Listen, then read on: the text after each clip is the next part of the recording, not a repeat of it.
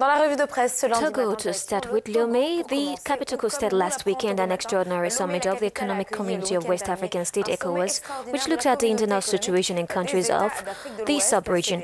The summit, which brought together 11 heads of state, focused on the resolution of the political crisis in Guinea-Bissau, but also on the appointment of 2 Togo facilitators to assist the political dialogue between the government and political actors.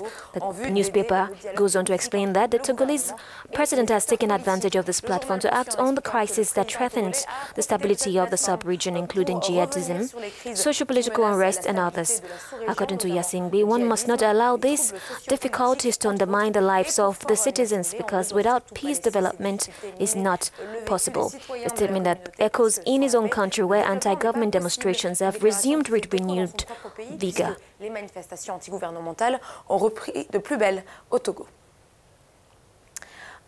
A look at the conversation in the South African Journal is dedicating its headline to the survey on the reality of epileptic individuals on the continent. The media reports that the latter do not benefit, or at least very little, from the protection in Africa. In October 2017, for instance, Abdul Mutola was stoned and burnt in Malawi after being accused of being a vampire.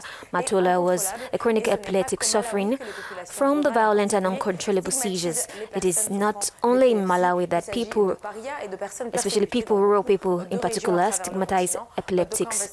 The conversation also indicates that epilepsy is the most common severe chronic brain disorder in the world. More than 50 million people are affected. 1/5 of these people live in Africa. 1/5 de ces personnes vivent en Afrique.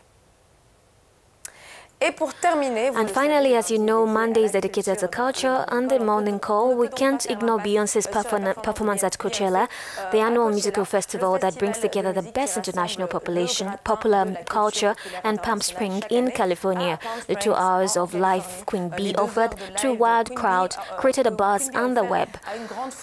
The Premium Times explains that the Queen of Pop once again paid tribute to the Nigerian writer Chimamanda Ngozi Adichie, whose voice resonated below the singer. And then, for the first time, Beyoncé did not confine herself to dancing to her own music. She introduced also the legend of Afrobeat Fela Kuti to her beat during the concert, which is perceived by some as an historical moment.